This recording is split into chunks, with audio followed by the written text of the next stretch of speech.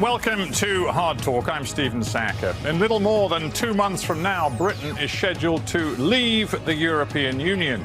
That beguilingly simple statement is at the heart of a political crisis which deepens by the day. The ruling Conservative Party is riven with splits. So too is the Labour opposition. If Parliament's Brexit paralysis persists, then Britain will leave with no deal in place, no orderly transition, and the prospect of real economic disruption. Well, my guest is Labour's Shadow Chancellor, John McDonnell. What will Labour do in this moment of political truth? This is the end game. We've said it before, but it's real now. So, will Labour do whatever it takes to ensure that Britain does not leave the European Union with no deal in place on March the 29th? Every week seems to be the end game. We keep saying it's the end game, and we never. And we can't say it for much longer because that clock doesn't stop ticking. But even then, as you've seen with the amendments that are going into Parliament next week, it might not be the end game as such. And that's the problem that we've got, the uncertainty that's all the time. And most of the people I speak to in the economic community, whether they be trade unions or business leaders, are saying we want some certainty. So what we're trying to bring to the table is some certainty. And as we go through this next few weeks, I think there is a prospect of a deal being reached that can secure sufficient parliamentary support. I think there is. It isn't the government's deal, I don't think, although who can tell whether or not there'll be some renegotiation of that.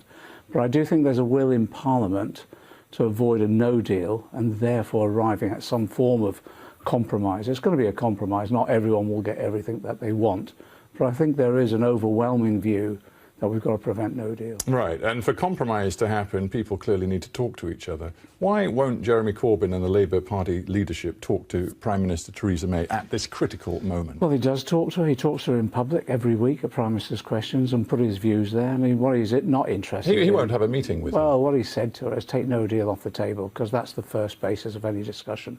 She's refused to do that. So but why impose preconditions? I mean, Jeremy Corbyn is a man throughout his life who's preached the importance of dialogue. You know, he's talked to Hamas. I've heard Tory Party Central Office press releases time and time again about this. But the point is there. Jeremy Corbyn has always said it is important to open up channels of dialogue, and he won't talk to Theresa May. The point is this, he talks to her in front of the nation every week, and he said to her, the one thing you've got to do before we can even move forward is rule out no deal. She won't do that. And why is that? Because she's using the threat of no deal to try and blackmail Parliament into supporting her deal. That's the whole. And those party leaders who went in and talked to her came out and said that was virtually pointless. Jeremy quoted Hilary Benn at Prime Minister's questions yesterday. I thought Hilary summed it up perfectly. The door's open, but the mind is closed. Len McCluskey, the leader of Unite, and a whole bunch of trade union leaders are meeting Theresa May today because they clearly feel there is something important to do here. There is a need for all leaders at this critical juncture to actually sit down together, as you said, discuss what compromises everybody is going to have to make. The only person it appears not prepared to do that is Jeremy Corbyn. They're on the same page as us, which is basically they're trying to say to her, get the no deal off the table, but they're going in to talk specifically about the employment regulations, protections that we're asking for. And we're saying that's fine, that's exactly what we need to do in terms of protection of jobs in the future, but no deal has to come off the table first. When I asked you if Labour's prepared to do whatever it takes, I was thinking in particular about an amendment that is going to be put before the House of Commons next week. And the chief architect of it is a very senior figure in the Labour Party, Yvette Cooper. Now, her amendment would ensure that if there is no agreement that gets through Parliament, a deal to get through Parliament by February the 26th, then the amendment will say no deal will be taken off the table, and in essence the Article 50 deadline of March 29 will be extended. At least we will seek to extend it with the EU 27, probably till the end of the year, i.e. to put back the deadline an awful long way. Will the Labour Party officially back that amendment? We've been talking to Yvette all the way through. Remember, Yvette moved a motion amendment to the finance bill to prevent a no deal. We supported that. I've been talking to Yvette throughout, so has the Leader's Office. We'll go through our process. Highly likely we'll support it, but we have to go through our normal process. Well, highly likely. So we can assume, because you don't say that lightly, we can assume the Labour Party will give official backing. My recommendation is that we do. But we go through our normal process within the party, we're a democratic party. There'll be consultation between the leader and the chief whip. But you think the party will end up whipping that vote? I spoke to Yvette, and her analysis is the same as mine, that if we reach a situation where the Prime Minister can't bring forward a deal that has the overall agreement of Parliament, we're then left with a matter of weeks, and it's physically impossible then to go out and any deal that would be brought forward in that time period. So therefore, we're then faced with a no-deal situation. So the best thing to do is to put the Article 50 off. Yvette has put forward the idea to put it off to the end of the year, but she said this is subject to amendment, so it could be 3 months or 6 months or 9 months, and that'll come out of the debate. What we're trying to do is what the Prime Minister has failed to do, which is try and build a bit of consensus across the parties in the House of Commons. How do you think those people across the country, many of them actually Labour voters and supporters, who voted leave, who wanted to see Britain leave on March 29, will feel about a delay possibly for 9 months, who knows how long? Well, my constituency voted leave. It shocked me, but they voted leave. I'm in a leave seat. Yes, I think it was about, in your constituency, about 58% leave. Exactly, yeah. So we've got to explain to people very, very clearly why there is that delay. It's not, my view, it's not trying to undermine the process of respecting the referendum result, but it is saying practically, even if a deal is in place, the practical arrangements aren't going to be in place to allow that to happen. But it's very difficult to see a deal emerging at the moment within that timescale.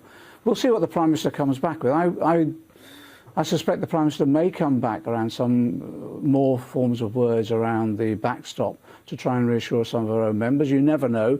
Her deal might well go through. We can't tell at the moment. Failing that, we've got to try and arrive in Parliament, and this is about Parliament taking back a bit of control, arrive at some element of compromise. We've put our proposals forward in amendment, and you're aware of those. A customs union with a say over trade deals, strong collaborative relationship with single market, protection of the regulations on employment, environment and consumer rights. Now, that might form the base of a deal, but at least it starts the debate off. Let's engage in that a little bit. You know, the Labour Party insists that it has a deal which will work, a very much a modified deal from Theresa May's, but it depends upon certain concepts which I simply do not understand how you think Brussels would ever accept. One, for example, is what you call a customs arrangement, but really a customs union, the UK in customs union with the EU. But with the UK, you say, getting a say in all future trade negotiations. What on earth makes you think that would be acceptable? Well, that's part of the negotiations that we'd have with our European partners. Well, no, I understand you'd seek it, but what I'm asking you, why, for 1 second, you think that would be acceptable? Under Article 8, there is the ability for the EU to ensure that there is with a third country to have that arrangement.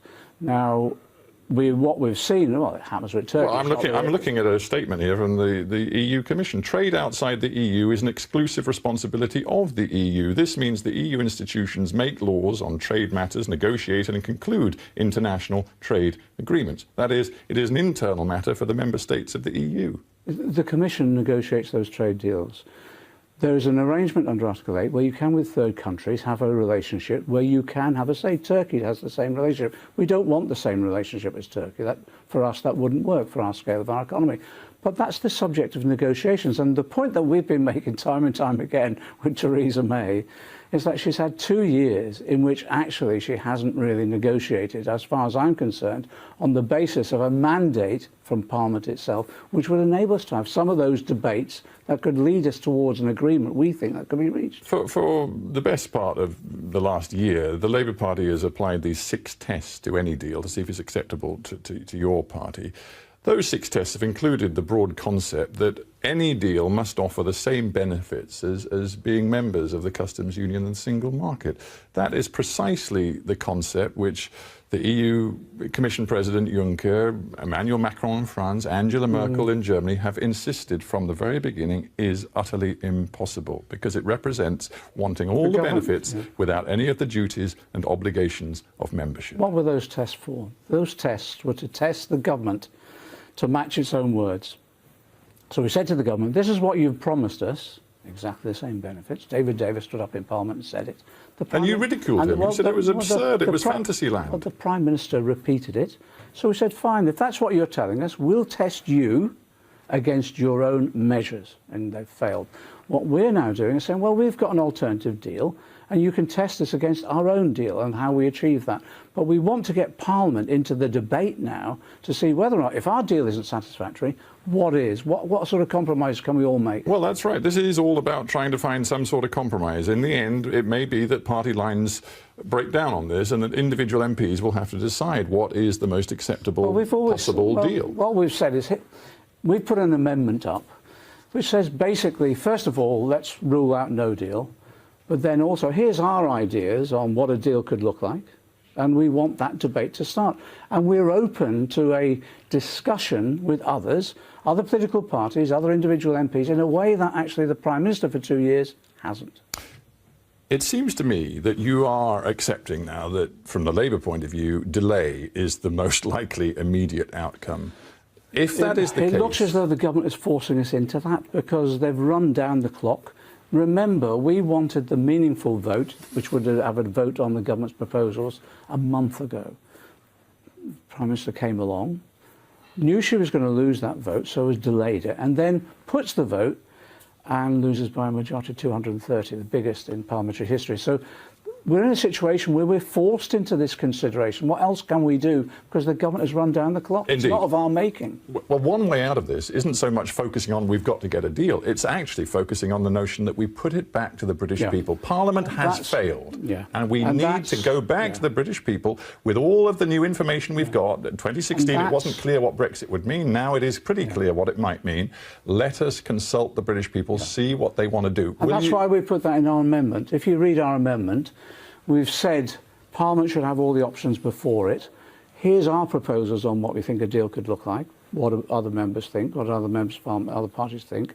But also, we've also put in that amendment that Parliament should also have the option of considering another public vote. And that public vote, in your opinion, because you're now actively talking about it, would include the option to reverse the whole decision, remain inside the European Union. The way we've posed it for the debate in Parliament, we're trying to be as constructive as possible and try and bring people around some form of compromise, is that Parliament should have the option of looking at a public vote on whatever deal is agreed and put that to the people. Now, if the people don't accept that vote, don't accept that compromise, that proposal, well, then status quo would take place, which is remain, basically. Jeremy Corbyn did say to Der Spiegel magazine not so very long ago, Brexit can't be stopped, but he's reversed that position. No, the Brexit process couldn't be stopped because we're in that process now. That doesn't mean to say that decisions can't be made by Parliament or the people in the future. Let's get to these deep splits inside the Labour Party. When it comes, I think there are. You said I heard your introduction where we're riffing with. We're not. We've held together pretty well. We're having a really good democratic debate in our party right the way through. Our party. You've got shadow ministers. Minister for Housing said if the Labour Party decides to go for a second referendum, she will quit the front bench. You've got other MPs like Caroline Flint who've said quite patently that, as far as she is concerned, for her constituents, going to a second referendum would represent a betrayal. But they're properly reflecting their views, but also they're reflecting the views of their constituents. So what we've been able to do as a party is establish a process where people can express their views, but then we arrive at a democratic decision. And we've done that at each stage, and that's what we're doing now. And people... But my point is that these are characters who will actually not, even if you whip votes, they will not agree to follow the Labour Party line. So that represents, to me, a split. Great respect, that isn't necessarily the case. People have expressed strong views in the past, but when the party has come to a democratic decision, the vast majority have abided by it. In the last vote on, we lost about 3 of our members voting with the Tories, if I remember right, maybe 4. Yeah. How much does it matter to you that the Labour Party membership, according to polling evidence, which is pretty substantial and significant over time, 70%, well, 70% Remain, but 70% wanting to see a referendum with Remain on the ballot. Yeah, is that a huge factor for you? Of course it is. We need to take into account the views, and that's why At the Labour Party conference, we unanimously voted for the way that we'd handle this and go forward, and we've abided by that all the way through. And of course people have strong views on either side, but they've been able to come to an agreement about how we handle the democratic debate within our society. And going back to Len McCluskey, one of the most important figures in the Labour movement, biggest funder of the Labour Party through the Unite Union, he says that a referendum could well tear the country apart. He says he finds the idea of sending Labour MPs back into their constituencies in, for example, Middlesbrough and Mansfield, and telling the people that they made a stupid decision and that they should reverse it. He says that is utterly and deeply unappealing. Well, he's right. You wouldn't want to go back to your constituency and call your constituents stupid. But his implication is that there is no way that can be avoided. If you go back to the people and say, we didn't like the decision you took, so we're going to demand you take it again and make a different decision, that is telling them... You wouldn't do that, though. If we ever did get to another public vote, and it's a big if, and it depends on whether Parliament would agree a compromise or not. It's a big if. MPs would have to be honest, and our party would have to be honest and say Parliament's not been able to agree. Now it goes back to you. Here's one proposal that Parliament has agreed upon in terms of one way forward. And we'd have a real proper debate. Would you campaign for Remain? Yes, I would. I'd vote Remain. If we ever had another opportunity, I'd vote Remain again, because I campaigned for Remain in the first place. But I've had to respect my constituents' views. I have to respect the result of the referendum and do the best job we can on the basis of that mandate. So as things stand today, you, John McDonnell, want Britain to remain inside the European Union? I've consistently done that, but I want Britain to actually reflect the views of the people that we gave the opportunity to vote in that referendum, which was to leave. If I may, just that's those sort of democratic compromises that have to be made within a democratic society. Let's talk about the bigger picture, what Brexit says as part of a wider trend across the world. It seems, and again, a very interesting piece was written recently by a left-wing writer, John Harris, in the Guardian newspaper. He travels the country listening to what people think about the state of the nation, and he says Brexit, in essence, was a sort of rebel yell, a howl of frustration and anger from people who are feeling deeply neglected by, not listened to by the political elite. And he ties it to what we see about the core support for Donald Trump in the United States, what we see about nativism and populism across the European Union. John's got a strong point there, but we shouldn't be too simplistic about our analysis as well. That people voted for a range of motivations. In the referendum campaign, I toured the country and I did meetings, particularly in small towns, particularly up north, not cities, but smaller towns. And I had a range of views. You had a view from the left, Lexit they called it, about withdrawing from the European Union because they saw it as undemocratic, neoliberal, etc. Well, that's you and Jeremy Corbyn's old stand going back to the 1970s. We argued about the need for democratic reform in the European Union. We campaigned around that. But to address, one of the examples that was given is the way that the European Union treated Greece. So I invited Yanis Varoufakis across over, the ex-Greek finance minister, and he was putting the argument on the same platform as me, as, look, I agree with all the criticisms that you've got about the European Union structures as they now are, but we can reform those. And the way they treated Greece was abhorrent, but we can overcome that if we work together on a reform basis. But I guess my point isn't so much wanting to go back to a Brexit argument, it's just how does the left in the United Kingdom avoid what we've seen in so many other parts of the world, which is that this anger, this sort of populist wave is so much more easy, it seems, for right-wing conservative movements to channel than it is for left-wing movements. I'm sorry if I'm being long-winded, but sometimes you have to explain in full.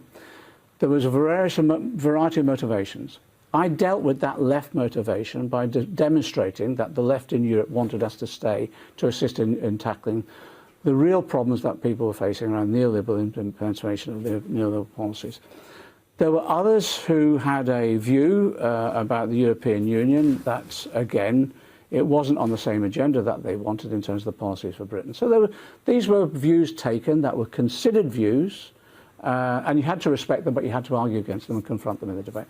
There were others as well who, and it was a bit like a by-election, where everyone's grievance went into one vote, and all that grievance was about an establishment that wasn't listening to them, wasn't investing in their communities, had undermined particularly their manufacturing base in some of the towns up north, And this was a way in which you shake the establishment and say, look, listen to us, and we want change. And we have to listen to that as part of this debate. Do you believe that it is now time for you, and your tradition is from the left of the party, it is avowedly socialist, it is indeed, to a certain extent, Marxist. Do you believe it is time to push a really radical socialist agenda, or is it time for you, John McDonnell, to engage in pragmatism? Why do you think that socialist policy is not pragmatic?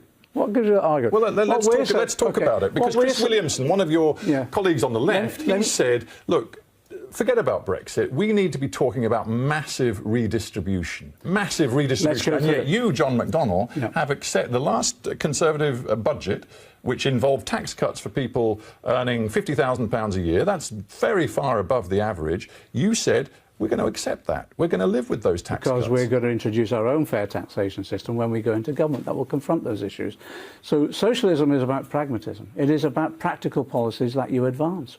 It's about giving tax cuts to the top 10%? No, it's about having... But that's what you've accepted. No, it's having a fair taxation system that when we come into power means the top 5% will pay more in income tax. We'll reverse some of the corporation tax cuts that have taken place. We'll tackle tax evasion and tax avoidance. We'll introduce a financial transaction tax in the city, and that will pay for the public services that we need. And then we'll borrow to invest in our economy. So how radical? In terms of redistribution, how radical? Because right now, Britain has some of the lowest top rates of tax across the G7. So if you're serious about Chris Williamson-style redistribution... We published our proposals. No, I know, and the point is that you're not talking about the sorts of tax rates that many people on the left, your old colleagues, would regard as just and right in a truly redistributive system. Chris and the left and the whole of the socialist campaign group stood on that manifesto and campaigned for it, and alongside that I published the Grey Book, which was the costing of that manifesto, set out in detail our tax proposals and supported them overwhelmingly. And it was incredibly popular. It almost took us into government.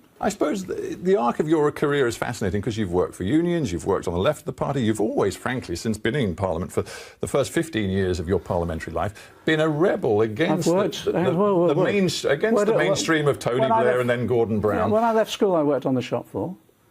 I did my Elvis at night school, went to university. All through the time I was pursuing my career in terms of the TUC, the GLC, etc. I was a chief executive of a local government organisation. You talk about Europe, I had an office in Brussels. I managed European funds for London on behalf of local government. So I'm a pragmatist. In some respects, I've been accused in the movement of being a bureaucrat. I believe that you introduce socialist policies on the basis of practical implementation, exactly like Clem Attlee, Nye Bevan and others. And the point what could be more pragmatic than the Brexit NHS? is that under any analysis of what Brexit will mean, whether it's soft Brexit, hard Brexit, any Brexit in between, it is going to leave the UK economy smaller than it would have been had Brexit not happened. Isn't that the fundamental reason why the Labour Party should now say quite clearly, we are a party of Remain? There's two issues here, and I think we're the only party that can do this, really, is that if we accept the mandate that we had from that referendum, we need to explain to people that Brexit will have a cost, and, you know, it's not just us saying this, the Treasury, Bank of England, you name it, the TUC, the CBR, will have a cost. So therefore, how do you overcome it? So why, according to so many of your supporters, can you not simply say, we are going to be the party of Remain? You've got to let me finish a sentence so I can fill to... If it's going to have that cost, that ups the need, gives greater emphasis for the need for a Labour government which has transformative economic policies that will enable us not just to cope with Brexit, but to build an economy and a society in which it's prosperous, where that prosperity is shared by everybody. John McDonnell, we have to end there, but thank you very much. Thanks a lot. For being on Hard Talk. Great.